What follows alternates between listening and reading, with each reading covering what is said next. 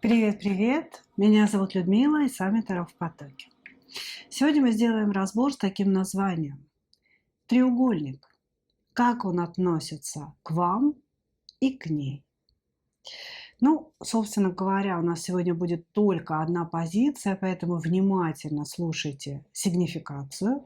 Если так случилось, что вы находитесь в треугольных отношениях, да, на сигнификации мы посмотрим, что за мужчина, да, к нам придет, это раз. Второе, что между вами, да, в чем, собственно, этот треугольник и состоит. И далее будем смотреть, как мужчина относится к вашей сопернице, как он относится к вам.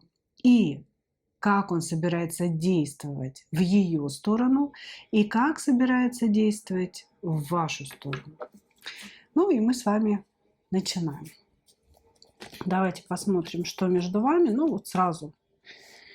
Измена, обман. Понятно.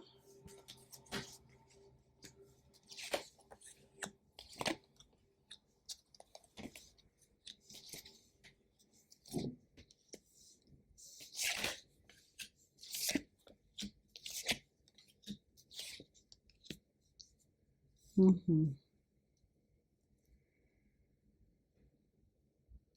Здесь вы можете смотреть на своего мужа, да, которого вы уже уличили, собственно говоря, в обмане, уличили в измене, я бы сказала, вот, с которым уже произошел серьезный разговор, башня, да, которая разрушает вашу взаимность, ваше счастье, и с которым вы сейчас, возможно, не разговариваете, да.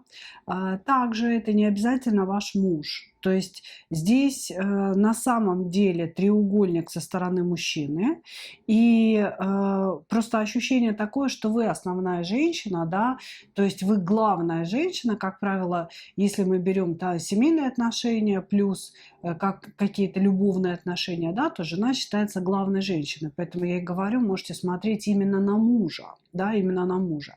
Но сейчас многие люди живут без печати в паспорте, да, и поэтому это может быть не совсем муж, это может быть ваш постоянный партнер, который вдруг, да, как бы, решил, что вас ему не совсем достаточно. Здесь, собственно говоря, измена выплыла куда-то на поверхность, был серьезный скандал. Может быть, наоборот, вы узнали, что у человека есть жена, да, но при этом долгое время встречались и думали, что вы у него одна, да, единственная, центральная, основная женщина. Вот, значит, сейчас между вами нет никакого общения, вы обижены друг на друга, вы очень сильно ранены, ущемлены, потому что вы этому человеку, вы проявлялись как кубковая королева, вы были по-настоящему влюблены в этого человека и очень-очень много ему отдавали своей энергии, своих эмоций, поддержки, разговоров. Кубковые женщины, да, это женщины, которые растворяются в своем партнере. И вот здесь вы действительно в партнере растворились, и вы пытались стать для него целым миром. Человек здесь прекрасно всем пользовался. Здесь мужчина достаточно нарциссичный, перевернутый мечевой король. Человек от ума, человек, который делает только так, как ему выгодно. И этот человек достаточно безжалостный, который может вас отрезать от себя просто вот одним движением своего меча, скажем так, да. То есть каким-то словом, каким-то действием он может сделать вам настолько больно, вот прямо одним, да, что вы будете сидеть только думать, а за что? Да, а за что? А как ты мог так со мной поступить? Этот мужчина, когда он чувствует угрозу своему благополучию, он может быть очень-очень жестоким. Даже если позавчера он говорил вам о великой любви, то сегодня он может сделать больно, он может сказать что-то очень болезненное и полностью вас от себя отрубить. Просто отрубить. Вот, и получается так, что сейчас вроде как вы поставили точки, вы вышли из отношений, вы не можете избавиться от этих чувств, потому что вам больно, вы еще влюблены, вы хотели бы, чтобы мужчина принес вам какие-то извинения, чтобы он вернулся, сказал вам, что он любит, что выбирает только вас, да, вот какие-то такие вещи вам очень хочется услышать, но этого не происходит. Поэтому здесь показана именно ваша сторона. Вот вы сидите в одиночестве, вы сидите в тишине со своими мыслями, да, со своим страданием таким серьезным. Вот, ждете от него какого-то сообщения, ждете от него проявления, но как бы проявления никакого не происходит. Ух, вот это да. Ну, очень похоже на то, да, что муж или постоянный партнер нашел себе другую и ушел в другие отношения. Раз уж мы разбираем с вами треугольник, да, вы здесь не в самом завидном положении, да, то есть это не к вам ушли. Давайте смотреть. Его чувство к той женщине, к вашей сопернице. Еще раз прошу прощения, мои дорогие, да, уже в каждом раскладе, по-моему, прошу прощения за звуки, которые вы слышите. Это звуки ремонта. К сожалению, я здесь совершенно бессильна что-либо сделать. Люди проводят ремонт в подъезде, это капитальный ремонт дома, поэтому тут ничего не сделаешь, ни с кем не поговоришь, да, чтобы они там потише или перестали. Поэтому приходится работать в таких условиях. Благодарю вас за понимание. Итак, чувство к сопернице, чувство к ней.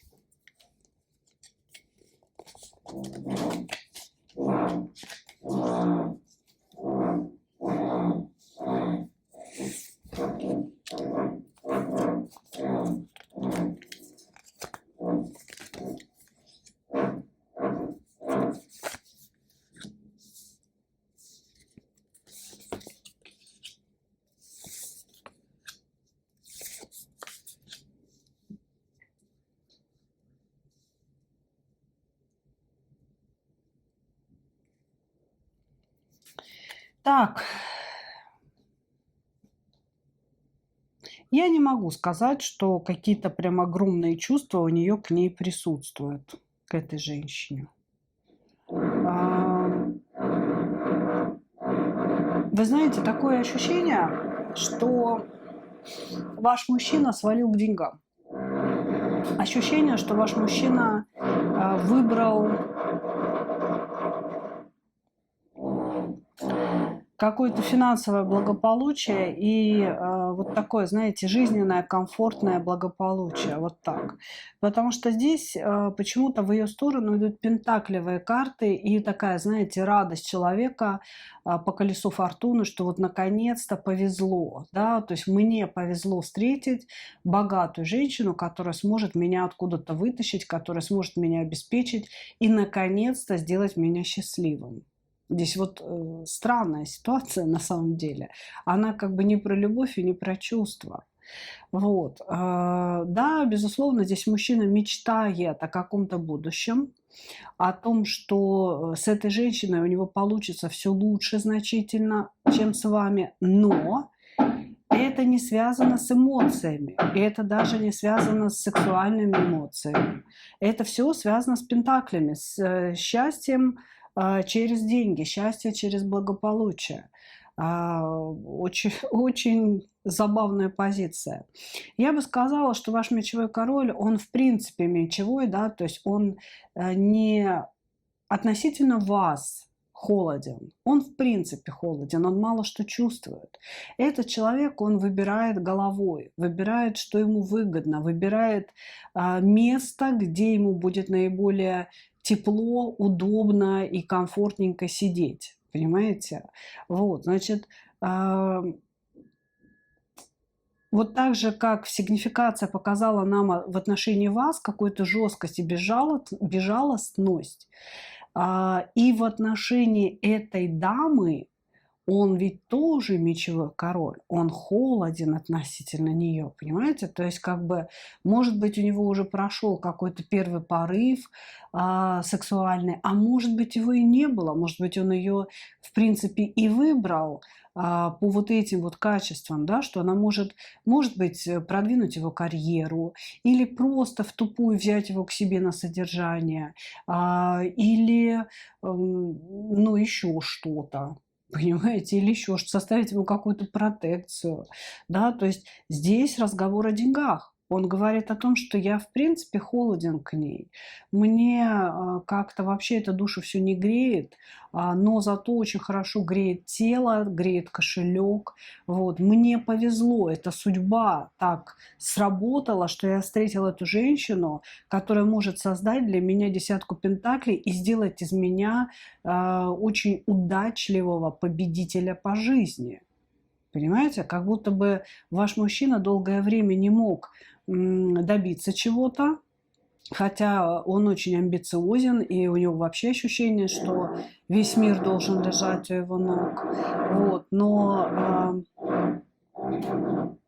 сейчас он радуется не обретению новой любви, а обретению кошелька, обретению возможности стать богатым, стать успешным. И считает, что это очень-очень большая удача, которая бывает только раз в жизни. Вот, значит, и здесь идет рыцарь кубков у нас самой последней картой, который говорит о том, что он очень старается притвориться влюбленным. Он старается этой женщине показать романтические чувства, которых он на самом деле не испытывает. Понимаете? То есть он пытается показать ну, какие-то такие, знаете, эмоции, действия, слова сказать, которые вообще ему даже не характерны. Потому что ну, он не кубковый, он не умеет он это все нашептывать в ушко, понимаете? Не умеет. Он очень такой конкретный, он очень жесткий. А тут ему приходится прям реально притворяться. И я бы сказала, он скорее здесь переживает, удается ли ему притвориться качественно, это раз. А второй, он переживает о том, сколько ему еще нужно будет притворяться. То есть, когда можно личину-то обнаружить, понимаете?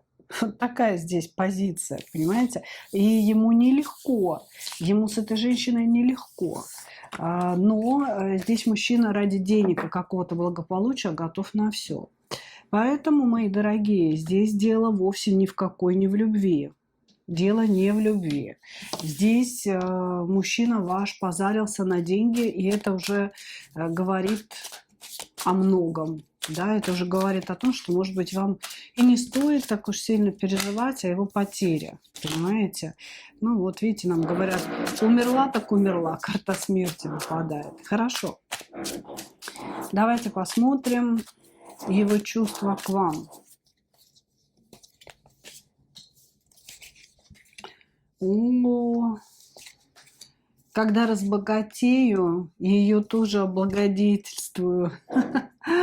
Ай, не могу, господи, что за бред вообще. Ой,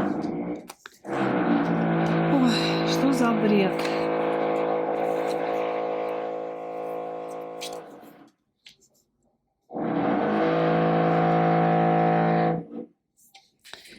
Ну, я бы сказала, что здесь гораздо больше теплых чувств, чем к этой женщине, да, то есть к вам у него гораздо больше теплых чувств. Этот человек когда-то вас действительно любил. Если вы жена, то женился он на вас по любви. Может быть, он тогда был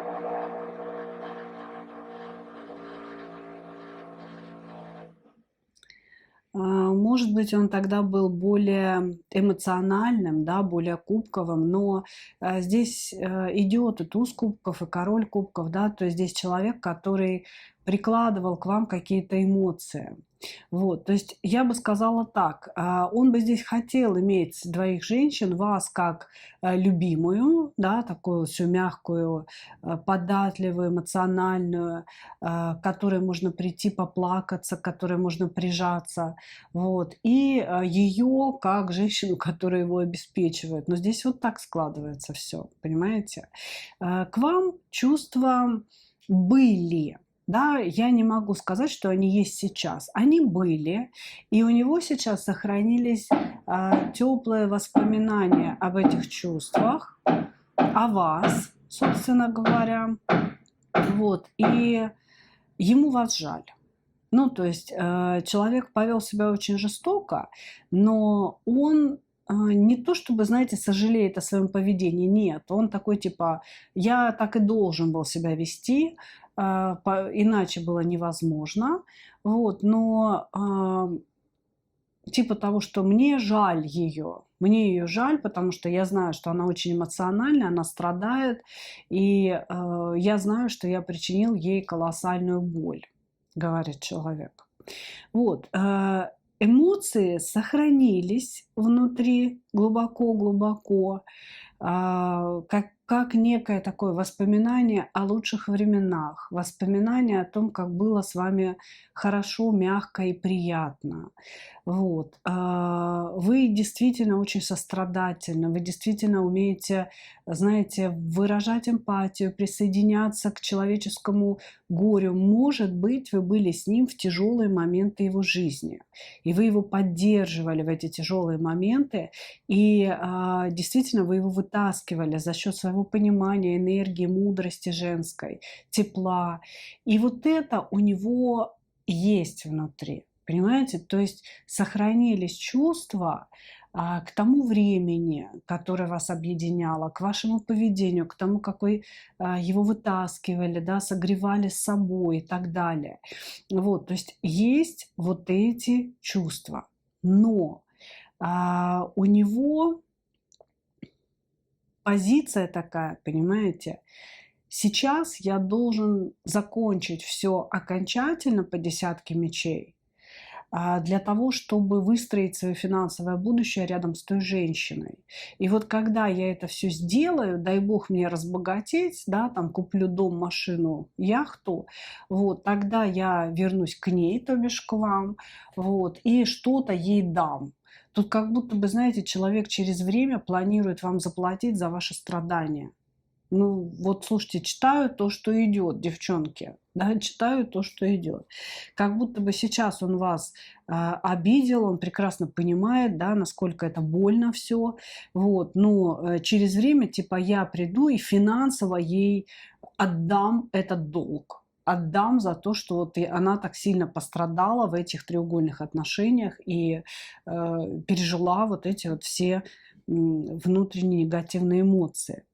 Вот, здесь человек, ну, на самом деле, к вам я вижу гораздо больше эмоционального интереса, действительно, потому что, ну, как бы это странно ни звучало, слушайте, если вы бывшая жена, вы перевернутая императрица, он нам показывает, бывшая жена, то бишь, да, как бы если вы бывшая жена, то человек здесь планирует через время возобновить с вами сексуальные отношения, потому что он не потерял к вам сексуальный интерес, понимаете? Очень странный мужчина и очень странный сегодня расклад. Слушайте, такого не было, конечно, у меня. Здесь продуман абсолютный, который, испытывая к вам эмоции, решил вас бросить и уйти к более благополучной даме, чтобы она ему сделала будущее, сделала ему денежку, и впоследствии вернуться к вам, держать вас в роли любовницы, потому что есть сексуальные эмоции в вашу сторону, да, и в роли жилетки, потому что вы очень хорошо жалеете, и вы очень хорошо, собственно говоря, понимаете, да, вступаете в некую сопричастность с его проблемами и так далее. Как-то так. Я бы сказала, что у человека здесь есть решение сделать из вас некий второй аэродром для себя, да, для своего приземления. Но на сегодня он говорит о том, что он не хочет думать о каких-то чувствах в вашу сторону, он не хочет развивать внутри себя эмоции, он их заморозил. Буквально он говорит: я должен был быть жесток, я должен был сказать какие-то вещи такие серьезные, некрасивые. И этим я себе отрезал пути к отступлению, это раз. И этим я заморозил свои собственные чувства. Вот. Значит, но пройдет время, она, значит, все это внутри себя переживет, успокоится, простит меня. Я устрою, значит, свою жизнь с финансовой точки зрения, и я вернусь, нормально все будет, понимаете? Блин, ну и нарц. Это вообще. А вот ощущение такое, да, что вообще весь мир кружится вокруг него, вокруг его потребностей и вокруг того, чтобы сделать его счастливым. И у него такое, знаете, убеждение, что вы будете ждать его, что никуда вы не денетесь, что вообще нет в мире других мужчин, кроме него. Вы себе никого не можете найти, вы его просто ждете. Вот, знаете, вот такая позиция. Хорошо, мы посмотрели чувства, да, многое стало понятно. Давайте теперь посмотрим намерения, которые ваш мужчина имеет к этой женщине, к вашей сопернице, и действия, которые он будет делать.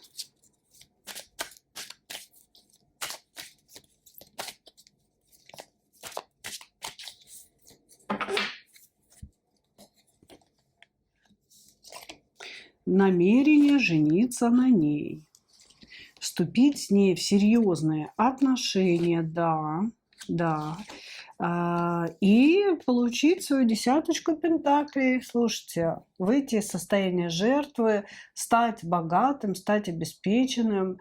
Ну, я не знаю, может быть, у нее, знаете, какой-то там бизнес свой такой, где сильно работать не надо, потому что ощущение, что он хочет здесь просто влиться куда-то, что уже приносит серьезный доход, и, ну, бездельничать, может быть. Или если он юрист, да, там стать юристом и иметь долю в ее предприятиях. Здесь все про деньги. Здесь все про деньги. Его намерение жениться на этой женщине, стать с ней полноценной семьей, иметь права на какие-то движимые, недвижимые вещи. И для этого он готов проявляться по рыцарю кубков, подстраиваться под нее, пытаться ей нравиться, ну, в общем, создавать у нее иллюзию любви. Человек идет именно в это. Его намерение, он говорит, что очень долго он находится в подвешенном состоянии, ничего у него не получается в плане денег, а денег очень хочется, причем хочется много денег, хочется жить прямо на широкую ногу. Вот. И в этой женщине он увидел эту возможность. Какая она? Мне интересно, как же она, что, она это все не видит? А она трудоголик, она вообще здесь какая-то, знаете, бизнес-вумен, такое ощущение. То есть она даже не задумывается над какими-то, ну, скажем, над тем, что он может быть нечестен с ней. У нее как будто бы нет времени на построение отношений, и вот прибился к ней этот мужичок, ну и хорошо, пусть хоть какой-нибудь будет. Особенно она не вникает вот в эти все перипетии, что правда, что неправда, действительно ли он ее любит. Ей по большому счету как-то наплевать, знаете, любит он ее или не любит. Ну вот есть кто-то рядом, и слава богу, потому что ни на что не хватает времени, как она говорит, понимаете? Вот, а ваш, он, в принципе, и рад воспользоваться этой ситуацией, прилепился к женщине, сосет из нее тут что-то, понимаете? Это поведение абсолютного альфонса, который пожертвовал одной женщиной, да, когда-то любимой, и, в принципе, к вам у него до сих пор сохранились чувства, ради финансового благополучия. И ради него он готов временно притворяться не тем, кто он есть. Потому что здесь ваш мужчина хочет не просто иметь деньги, долю, богатство благодаря этой женщине.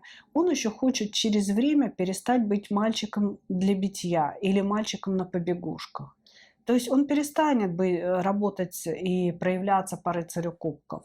Он начнет проявляться как мечевой король через время. Да? То есть говорить свою фи, затыкать ей рот и так далее. Я не знаю, конечно, как она это выдержит, учитывая, что эта женщина, судя по всему, какую-то империю построила.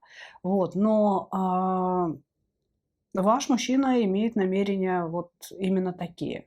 Самое главное намерение – это выйти из подвешенного состояния в богатство, в прекрасное, богатое настоящее, богатое будущее, питаться этими ресурсами, жить за счет этих ресурсов, построить свою какую-то империю благодаря ее ресурсам.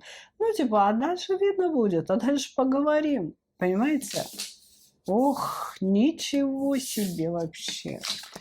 Ничего себе. Ну и действовать он будет, соответственно, вовлекая эту женщину в серьезные отношения. Самое главное, в подписании договоров каких-то. Теперь вы. Намерения в вашу сторону, действия в вашу сторону.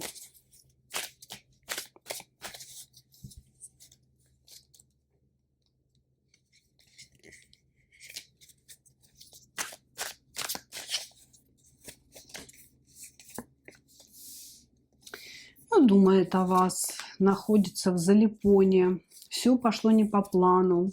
Он хотел, чтобы все было легче, лайтовее, чтобы вы отпустили его, ну, как-то, знаете, спокойненько в такое плавание. Он говорит, ну, зачем она создала эту драму? А я как бы не хотел так с ней поступать жестко.